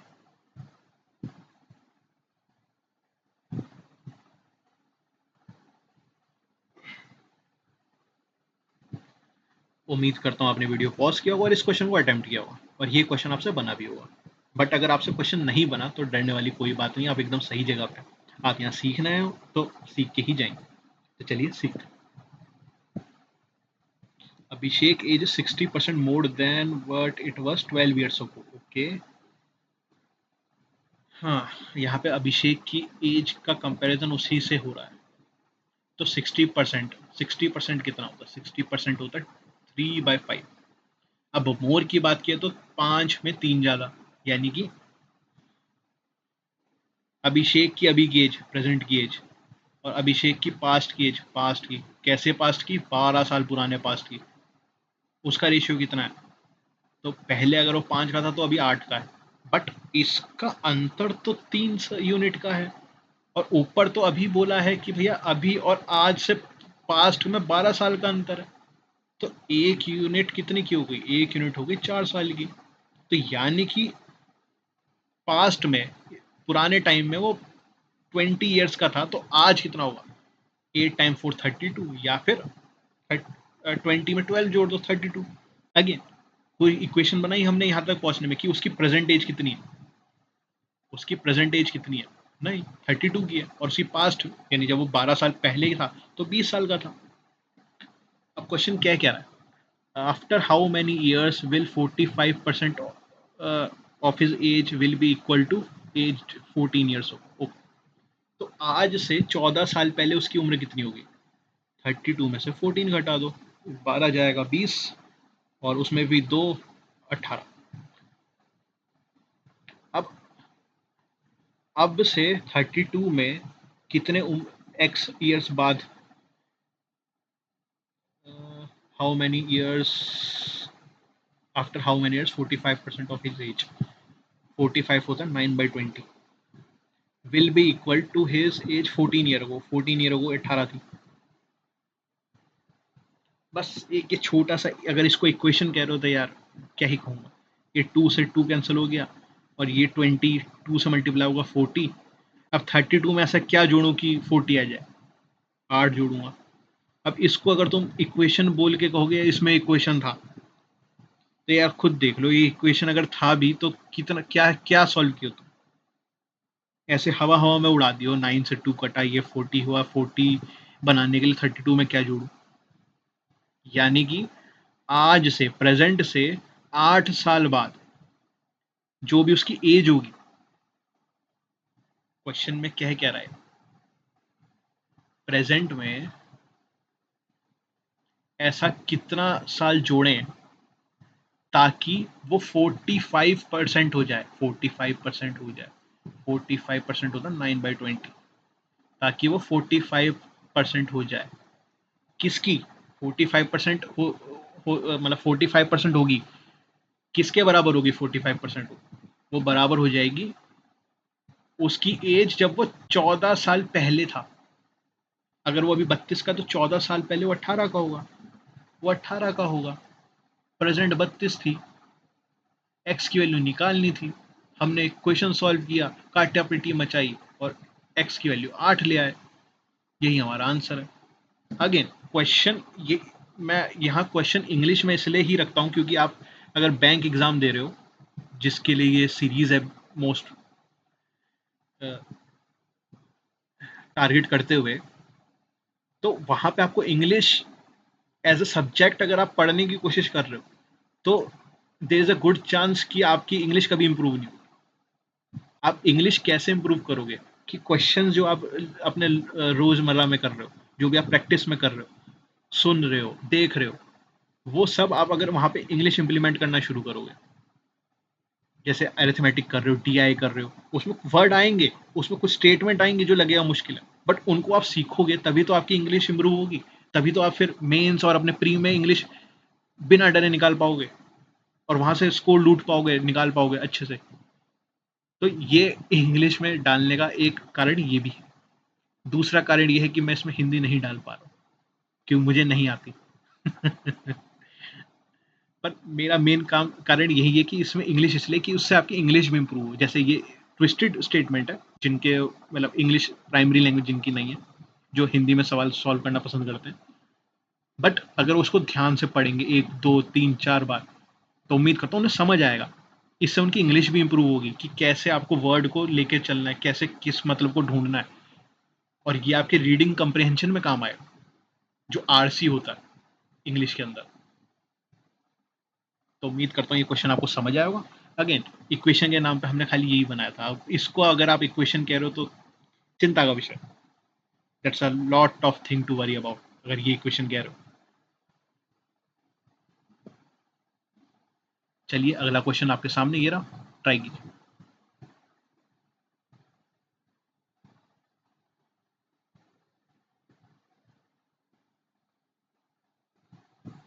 उम्मीद करता हूँ आपने वीडियो पॉज किया होगा और इस क्वेश्चन को अटेम्प्ट किया होगा, और ये क्वेश्चन आपसे बना भी होगा। बट अगर आपसे क्वेश्चन नहीं बना तो डरने वाली कोई बात नहीं है, आप एकदम सही जगह हैं, आप सीखने ही तो आए हैं। तो चलिए सीखते हैं। A can do a job in 12 days. Okay, A 12 दिनों में काम करता है और बी 20% कम एफिशिएंट है से। ओके, ए और बी, ए 12 दिन में काम करता है और 20% क्या होता है 20%? यार अभी तक तो रट जाना चाहिए 1/5। तो B is less efficient than A, A से 1/5 कम है। अगर ए 5 की एफिशिएंसी रखता है तो ये 4 की एफिशिएंसी रखता है, समझे? तो यानी ये 20 दिन में काम करेगा। ये 5 की एफिशिएंसी, 4 की एफिशिएंसी, ये 60 हो गया ना, नहीं 80, 12 पंजे 60, 12 पंजे 60, हाँ 60 से 15 आएगा। क्या कर रहा हूँ, 20 कैसे आ गया?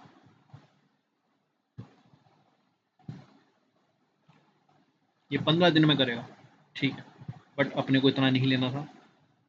इसको भी डिलीट करते हैं, जगह बचाते हैं। अच्छा, बोला क्या है, they start working alternate days. Okay, starting from है, पहले ए ने किया, फिर बी ने किया, फिर ए ने किया, फिर बी ने किया, फिर ए ने किया, फिर बी ने किया, फिर ए ने किया, फिर बी ने किया, ऐसे ही चलते जा रहे हैं। तो हर 2 दिन में कितना काम हो रहा है? ए करता है 5 यूनिट काम, बी करता है 4 यूनिट काम, 5 यूनिट काम, 4 यूनिट काम, 5 यूनिट काम, 4 यूनिट काम, ऐसे ही चलता रहेगा, इनका साइकिल चलती रहेगी अपनी। तो 2 दिन में, 2 डेज में कितना हो गया? 5 + 4 9 यूनिट वर्क हो गया। अब मुझे 60 तक पहुंचना है, तो मैं करूं क्या? मैं कहूंगा कि भाई मैं 9 × 6, इधर भी 6 से मल्टीप्लाई, इधर भी 6 से मल्टीप्लाई, तो 12 डेज में मैं 54 यूनिट का काम कर लूंगा। 12 डेज में ऐसी दो दो दो दो के पेयर बना के 54 डेज में कर लूंगा। अब 12 डेज में मतलब day 1, day 2, day 3, day 4, day 5, day 6, 7, 8, 9, 10, 11, 12, तो इवन नंबर पे तो बी खत्म कर रहा है ना, यानी 12 दिन में बी खत्म कर चुका होगा। 13th day, 13th day 5 unit का काम करेगा कौन? ए। तो 13 डेज के अंदर, 13 डेज में 59 यूनिट का काम हो चुका होगा, क्योंकि ये ए काम कर रहा है यहाँ पे, पहले दिन दूसरे दिन करके देख लो ऐसा।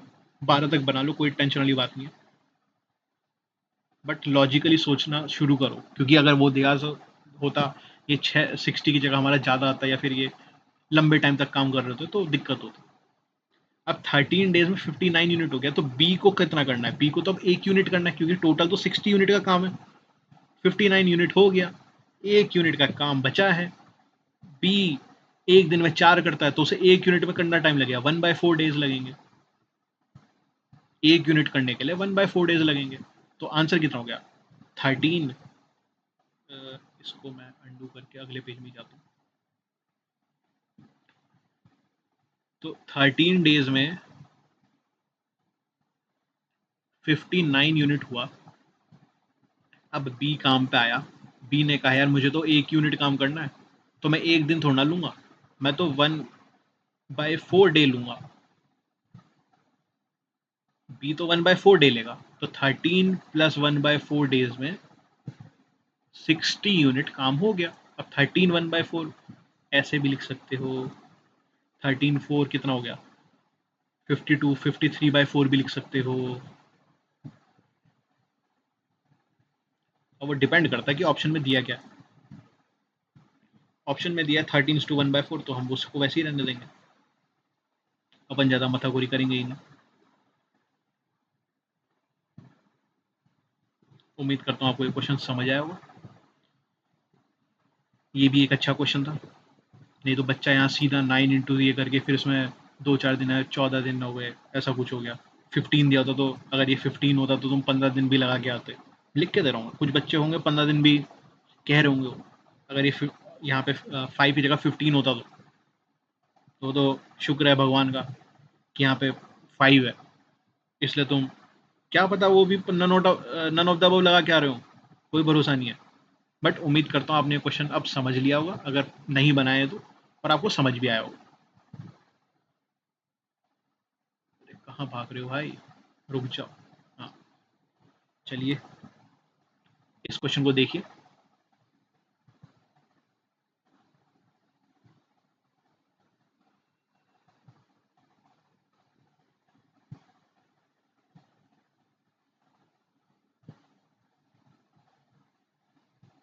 उम्मीद करता हूँ आपने वीडियो पॉज किया होगा और इस क्वेश्चन को अटेम्प्ट किया होगा, और आपसे ये क्वेश्चन बना भी होगा।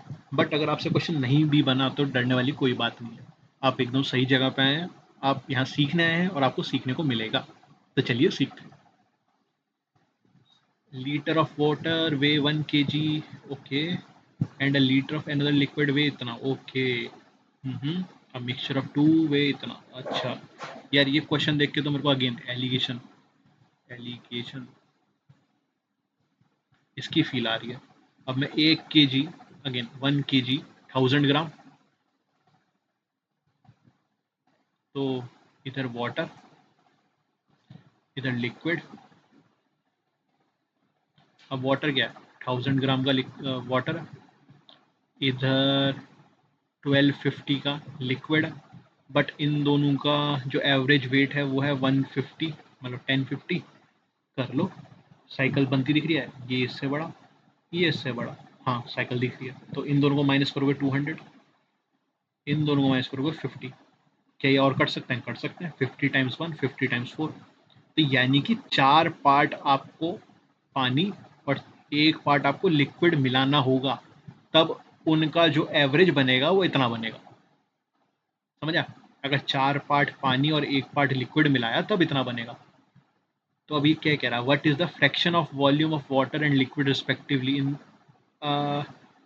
Litre of mixture, okay. तो फ्रैक्शन ऑफ वाटर कितना पानी होगा, अगर टोटल जो आपके सॉल्यूशन बना वो 5 पार्ट का है, तो वाटर कितना है, 4/5, और लिक्विड कितना है, 1/5। तो इसी फ्रैक्शन में तो आपने ऐड किए होंगे। ऑप्शन कहीं मैच कर रहा है, हाँ ये रहा ना, वाटर एंड लिक्विड रिस्पेक्टिवली, तो पहला वाला वाटर, दूसरा वाला लिक्विड, 4/5, ये रहा आपका आंसर। अगेन इसमें भी इंग्लिश का खेल है, 2-4 बार क्वेश्चन पढ़ो, इंग्लिश सुधारो, by one get one free, maths के साथ इंग्लिश भी। उम्मीद करता हूँ आपको ये क्वेश्चन समझ आया होगा, और आपने अब इस क्वेश्चन को समझने के बाद वीडियो को फिर से पॉज किया होगा और इसको फिर से ट्राई मारा होगा, और आपको कोई दिक्कत नहीं आनी चाहिए। तो चलिए अगले सवाल पे। अगला सवाल आपके सामने ये रहा।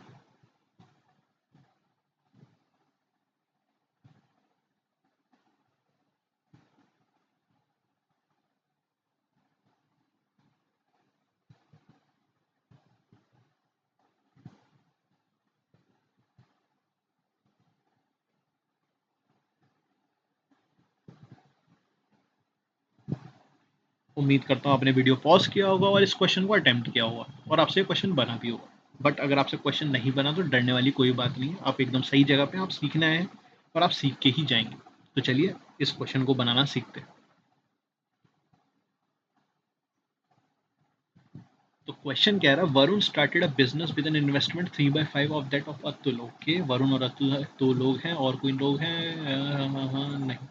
तो अपने पास दो लोग हैं, वरुण और अतुल, और 3/5 ऑफ अतुल, यानी कि अगर अतुल के पास 5 पार्ट का इन्वेस्टमेंट है, इसके पास 3 पार्ट का इन्वेस्टमेंट है।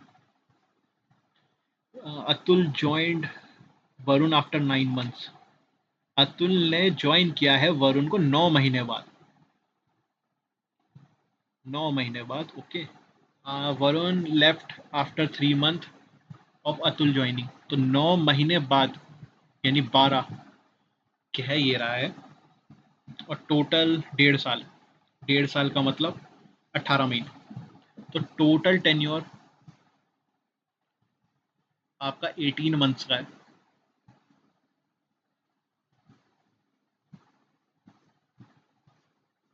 ठीक है, 18 मंथ्स का टेन्योर है, मतलब पूरा समय जो भी है, उसमें से 9 मंथ पहले काम किया।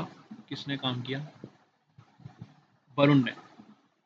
वरुण ने अकेले पैसा लगाए रखे बिजनेस में, और 9 महीने बाद कौन आया? अतुल आया। 9 महीने बाद अतुल आया, बट इसके ज्वाइन करने के 3 महीने बाद, इसके ज्वाइन करने के 3 महीने बाद वरुण ने कहा टाटा बाय बाय। अतुल के 3 महीने बाद इसने कहा टाटा बाय बाय, तो टोटल वरुण ने कितना किया? यहां से यहां तक 9 महीने, यहां से यहां 3 महीने, तो वरुण ने टोटल 12 महीने अपनी इन्वेस्टमेंट रखी बिजनेस के अंदर। जबकि अतुल ने कितनी रखी? अतुल 9 से आया, पूरे 18 तक रहा, यानी अतुल ने 18 महीने तक, सॉरी 9 महीने, 9 मंथ्स, अतुल ने 9 मंथ्स तक अपनी इन्वेस्टमेंट रखी। तो अतुल ने 9 मंथ और वरुण ने 12 मंथ तक इन्वेस्टमेंट रखी। तो इतना हो गया इन्वेस्टमेंट, और ये प्रॉफिट शेयर कितना होगा? प्रॉफिट शेयर होगा 3 × 3, और ये भी 3 × 4, तो 4:5 के रेशियो में इनको प्रॉफिट शेयर करना पड़ेगा। 4:5 के रेशियो में प्रॉफिट शेयर करना पड़ेगा। अतुल को 1,000 रुपये मिले, अतुल को 1,000 रुपये मिले, यानी उसके इन्वेस्टमेंट पे 200 रुपये, एक पार्ट पे 200 रुपये, तो इसको हर पार्ट के 200 के हिसाब से 800 रुपये मिलेंगे। Then what will be the difference between, अरे यार डिफरेंस तो सीधा सा 200 आ गया। ये यहाँ से भी निकाल सकते थे कि 4 इसको मिल रहा है, 5 इसको मिल रहा है, एक पार्ट की वैल्यू चाहिए, 5 की वैल्यू कितनी है? 1,000। अगर 5 की वैल्यू 1,000 है तो एक की वैल्यू कितनी हुई? 200। मैंने नीचे वाला देखा नहीं इसलिए मैंने पूरा निकाल दिया, बट आंसर इसका 200 हो गया। अगेन यहाँ पे भी इंग्लिश में उसने किस में घुमाया? उसने इसमें घुमाया कि भैया किसने कितने ड्यूरेशन किया है काम। और इस क्वेश्चन में अगेन इंग्लिश अच्छी है, पढ़ो इसको 2-3 बार पढ़ो, और देखो कितना कॉन्फिडेंस मिलेगा आपको इंग्लिश के अंदर। तो उम्मीद करता हूँ ये क्वेश्चन समझ आया होगा। ज़्यादा था नहीं इस क्वेश्चन में, बस इंग्लिश में थोड़ा घुमाने की कोशिश की गई होगी, और आपको ये समझ भी आया होगा क्वेश्चन। तो चलिए अगले क्वेश्चन के लिए जाते हैं। आपके सामने अगला क्वेश्चन ये रहा।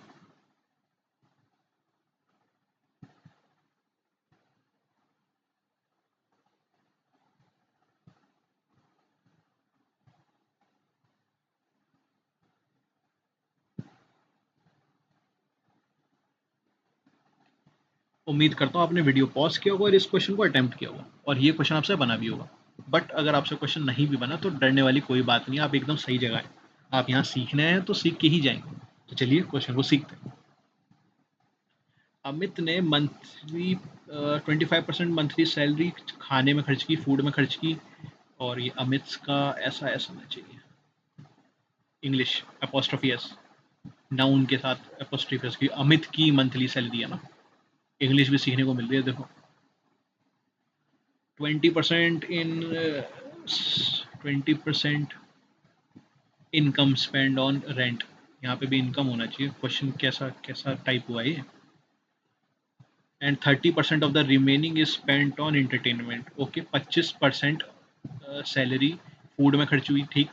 20% यहाँ रिमेनिंग का कहीं बात नहीं हुई रेंट पे, तो 25 और 40%, और 25 और 20% यानी 45% खाने में और रेंट में, फूड में और रेंट में खर्च हो चुकी है। और बचा कितना? 55%। उस 55% का 30% एंटरटेनमेंट में गया और जो भी बचा वो इतना है। समझ आया? नहीं, अमित की जो भी सैलरी है 45% फूड और रेंट में गई, बची कितनी? 55%। 55% कितना होता है? 11/20। ये होता है 11/20। क्यों? क्योंकि 5% होता है 1/20, तो उसका 11 टाइम 50/20 और ये हो जाएगा 9/20, 45%। तो अब बची हुई सैलरी का 30% उसने किस में खर्च किया? एंटरटेनमेंट में। और उस पर बचे कितने? 70%, यानी 7/10 ये बचा। और ये कितना है? ये है 16940। 16940। 16940। ठीक है। अब 7 से कट रहा है, कटना चाहिए। 7 से कटेगा, 7 टाइम्स 2 14, 29, 7 टाइम 3, 7 टाइम 4 28, 14 का 2 और 0। और 11 से कटेगा तो 12, 11 टाइम्स 22, 20। और इसको फिर 200 से और मल्टीप्लाई कर दो, क्योंकि ये 20 × 10 भी मल्टीप्लाई होंगे। तो अमित की सैलरी आ गई 220 के पीछे 200 मल्टीप्लाई। बट क्या हमें अमित की सैलरी चाहिए? नहीं, हमें चाहिए सैलरी अमर की। अरे अमर आया कहाँ से? अमर आया यहाँ से।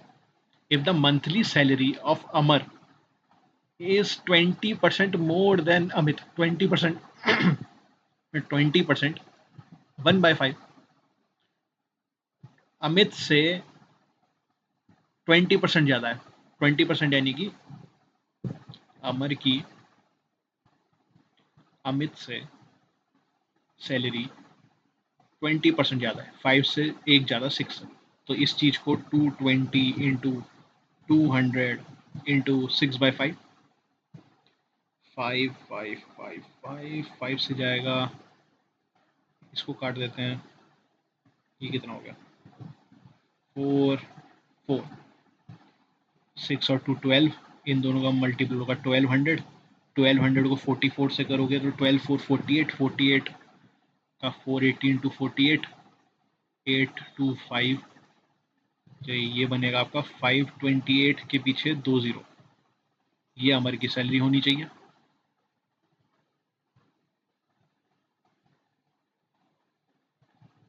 52800, ये है अमर की सैलरी। अगेन बस मैं सिंप्लीफाई किया है, मेहनत मजदूरी से बचाने की कोशिश की है। और कैसे भी आप कर सकते हो कैलकुलेशन, आपको आंसर यही मिलेगा। बस ये मेरे को लगा कि ये एक अच्छा अप्रोच था, तो मैंने वैसे ही किया। आप इसको ट्री मेथड से करो, क्या कैसे से भी करो, आपको आंसर मिल ही जाएगा, क्योंकि ये one of the basic question है परसेंटेज का, जिसमें आपको परसेंटेज की एप्लीकेशन यूज करनी है और कुछ। यहाँ पे बस आपकी रिवीजन होगी। 45% की वैल्यू 9/20 होती है, 55% की वैल्यू 11/20, 5% की वैल्यू 1/20 और 20% की वैल्यू 1/5। और इसमें कुछ नया नहीं था, बस वही पुरानी घिसे पिटे टॉपिक, थोड़ी सी कैलकुलेशन और आपको आंसर मिल जाएगा। अब वो आपके ऊपर, आप स्मार्टली कैसे उस कैलकुलेशन से बचने की कोशिश करते हो। उम्मीद करता हूँ आपको ये समझ आया होगा। चलिए अगला क्वेश्चन देखते हैं। अगला क्वेश्चन आपकी स्क्रीन पे ये रहा।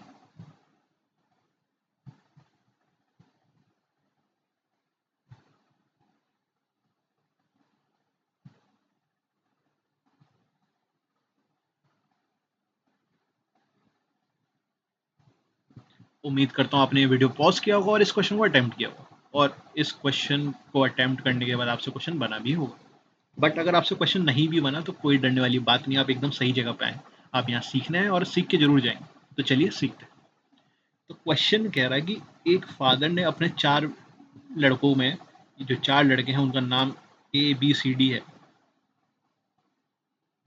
इन चारों में 1200 रुपये बांट दिए। 1200 रुपये बांट दिए। हाँ, इन चारों में इतने रुपए बांट दिए कि भैया तुम मेरे 4 लड़के हो, ये मेरे पास 1200 रुपये हैं, बांट। अब वो बांटे कैसे? कि ए को 50 रुपये ज्यादा मिले बी से, इसको 50 रुपये ज्यादा मिले बी से, और सी डी को मिले 6 और 7 के रेशियो में, इसको 6 पार्ट तो इसको 7 पार्ट। अच्छा जी। Amount received by D is 100 रुपये more than received by B. तो डी को बी से 100 रुपये ज्यादा मिले।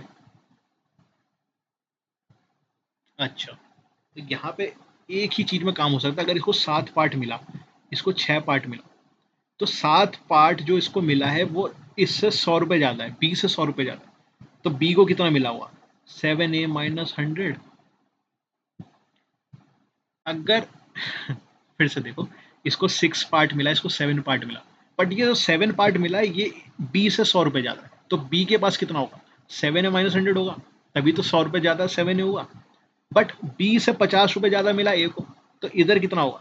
इधर होगा 7a - 50। इससे 50 रुपये ज्यादा ये है। करके देखना, अपना पेन पेपर खुद चला के देखो, ये इसी पे पहुंचोगे। और कमाल की बात ये बताऊं, इन सबको ऐड करोगे, क्योंकि ये इतने इतने पार्ट इनको मिला है, तो ये 1200 आना चाहिए। ये तो सवाल ने का है। तो 7 × 7 × 7 21, 21 में 6, 27, 27a -50 -100 -150 इज इक्वल टू 1200। तो ये 150 अगर इधर जाएगा 1200 में, तो ये हो जाएगा 1350।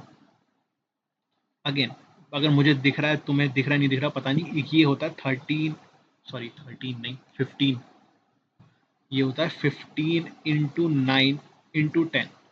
15 9 135 और 10 का 0, और ये होता है 9 × 3। तो 9 से 9 कैंसिल, 3 से 5 टाइम्स 15 कैंसिल। तो ए की वैल्यू कितनी आई? ए की वैल्यू आई 5 टाइम 10 50। ए की वैल्यू आ गई 50। अच्छा, what is the average value of A और डी? जो भी ए और डी को पैसा मिला है उसका एवरेज कितना होगा? ए और डी को मिला कितना? ए को मिला है 7a - 50, डी को मिला है 7a। यार एक तो है कि दोनों को कैलकुलेट करो कि 7 + 7 14 -50, फिर इसका आधा कर दूं 7a - 25। या तो मैं कहूँ देख, 7 और 7a इन दोनों का एवरेज तो 7a रहेगा। इधर 50 कम है, इधर कुछ नहीं है, तो इस 50 का आधा कर दूं, ये हो गई एवरेज। अब इन दोनों को प्लस करके डिवाइड बाई 2 करूंगा, वो भी यही देगा। अब ए की वैल्यू कितनी है? 50। कर दो मल्टीप्लाई, 7 × 5 350, 350 में से 25 गया 325। 325 रुपीज का एवरेज होगा किसका? ए और डी का। 325 का एवरेज होगा किसका? ए और डी का। इतना सा क्वेश्चन है, ये है एक्सप्रेशन के नाम पे जो बनाना है, जिसको आप इक्वेशन इक्वेशन कहते हो। उसको भी स्मार्टली हमने कैसे किया कि जो हमें क्वेश्चन में दिया था हमने उसी के साथ लेके चल लिए, उसी वेरिएबल के साथ खेलना शुरू कर दिए कि भैया तूने 6 और 7 दिया, उसी में हम सब कुछ बनाएंगे और उसी को जोड़ जाड़ के हम आंसर निकालेंगे। अगर हम यहाँ पे कुछ और मान लेते, इन सबको एक्स वाई लेके चलना बैठते, तो शाम हो जाती, आंसर निकलना तब भी शायद मुश्किल होता। तो उम्मीद करता हूँ आपको समझ आया होगा ये क्वेश्चन और मजा भी आया होगा करने में। तो चलिए अगला क्वेश्चन आपके सामने ये रहा।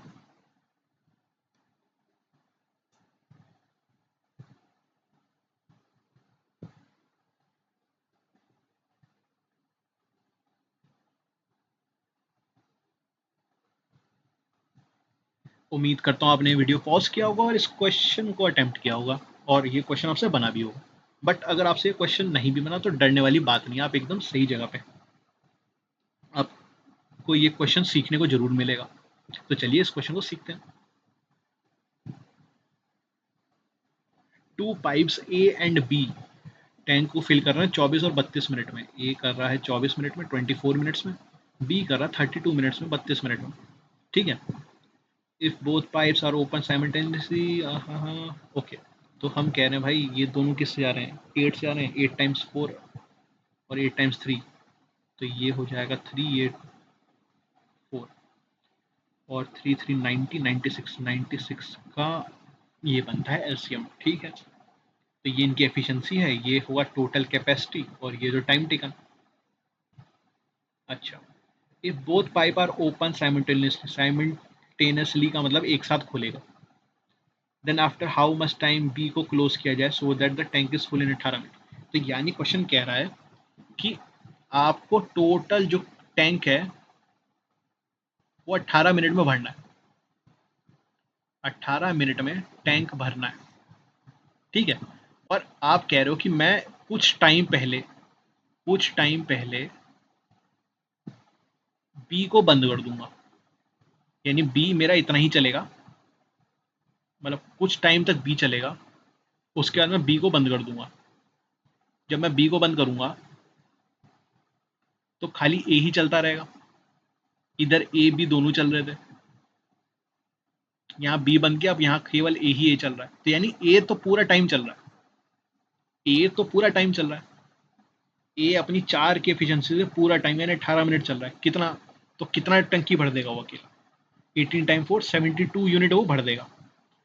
अगर वो 72 यूनिट भर देगा और 96 यूनिट का तो टैंकी है, तो बचा कितना भैया? बचा 4 यहाँ और 2 यहाँ, तो 24 यूनिट बचा। अब ये 24 यूनिट किसने भरा होगा? ये 24 यूनिट बी ने भरा होगा। अब 24 यूनिट अगर बी भरेगा, वो 3 की एफिशिएंसी से भरेगा। हाँ, एकदम सही बात है, 24 यूनिट 3 की एफिशिएंसी से भरेगा। अगर 24 यूनिट 3 की एफिशिएंसी से भरेगा तो कितना टाइम लेगा? 8 मिनट लेगा। एकदम सही बात, 8 मिनट लेगा। तो अ, यानी कि बी 8 मिनट तक चला होगा, तभी उसने 24 यूनिट भरा होगा। जब बी 8 मिनट तक चला तो अगले 10 मिनट तक केवल ए चला। बी अगर 8 मिनट तक चला तो अगले 10 मिनट ए चला। तो बोला क्या? Then after how much time B should be close, यानी बी को बंद कर देना। कितने समय बाद बी को बंद करना है? कितने समय बाद बी को बंद करना? 8 मिनट के बाद बी को बंद करना है। 8 मिनट के बाद बी को बंद करना है, समझे? ए 24 मिनट में बढ़ता है, बी 32 मिनट में बढ़ता है। दोनों का एलसीएम 96। अब 96 बनाने के लिए 24 को कितने से मल्टीप्लाई करना होगा? 4 से। 96 बनाने के लिए 32 को कितने से मल्टीप्लाई करना होगा? 3 से। अब ये 4 3 क्या है? ये इनकी एफिशिएंसी है। किन की एफिशिएंसी है? ए और बी की। यानी कि 4 मिनट के हिसाब से अगर 24 मिनट तक भरेगा ए टंकी को, तब वो पूरी टंकी भरेगा 96 यूनिट की। 3 की एफिशिएंसी से 32 मिनट तक बी अगर भरेगा, तब जाके वो पूरी टंकी भर पाएगा। ये होता है टोटल कैपेसिटी, यानी कि पूरा टंकी 96 यूनिट की है। फिर हमें बोला गया कि भाई टोटल 18 मिनट में भरना अपन को, तो बी को कब बंद करें? तो हमने कहा यार बी कुछ टाइम तक चला होगा, उसके बाद बी बंद हो गया होगा। बट ए तो चल ही रहा पागलों की तरह, वो 18 मिनट में कहीं उसे मौका ही नहीं दिया हमने कहा कि रुक जा। तो ए अगर पूरा 18 मिनट चला तो अपनी 4 की एफिशिएंसी से 18 मिनट में कितना भरेगा? 72 यूनिट भरेगा। तो हमने कहा यार अगर 72 यूनिट ए ने भरा है तो बचा कितना? 24 यूनिट। अब 24 यूनिट जो बचा है वो वो बी ही तो भरेगा। ए और बी में बी ही तो भरेगा, कि ए तो अपना काम कर गया, 18 मिनट में जो कर सकता था उसने कर लिया। अब जो भरना है वो बी को भरना है, और बी 24 यूनिट भरने में कितना समय लेगा? 24 यूनिट भरने के लिए वो 3 की एफिशिएंसी से 8 मिनट लेगा, यानी कि बी 8 मिनट तक चला। उसके बाद हमने बी बंद कर दिया, और जब बी बंद हुआ तो अगले 10 मिनट तक ए अकेला ही पानी भरता रहा और पूरी टंकी उसने भर दी। और सवाल ने क्या बोला कि आपने बी को कितने समय बाद बंद किया? बी को हमने 8 मिनट बाद बंद किया। 8 मिनट बाद बंद करने के बाद हमने ए को ही चलने दिया, तब जाके 18 मिनट में पूरी टंकी भरी। अगेन, क्या यहाँ पे हमने कोई इक्वेशन बनाई? नहीं बनाई। अपन ने क्या लगाया? लॉजिक। लॉजिक लगाया, सवाल बनाया, सिंपल इनफ। तो हमें इस पूरी सीरीज में लॉजिक के ऊपर काम करना है, इक्वेशन कम से कम यूज करनी है, ठीक है? उम्मीद करता हूँ आपको ये क्वेश्चन समझ आया होगा। अगला क्वेश्चन है क्या? हाँ, एक क्वेश्चन है इसके बाद, नहीं है। ये हमारा लास्ट क्वेश्चन है, ट्राई कीजिए।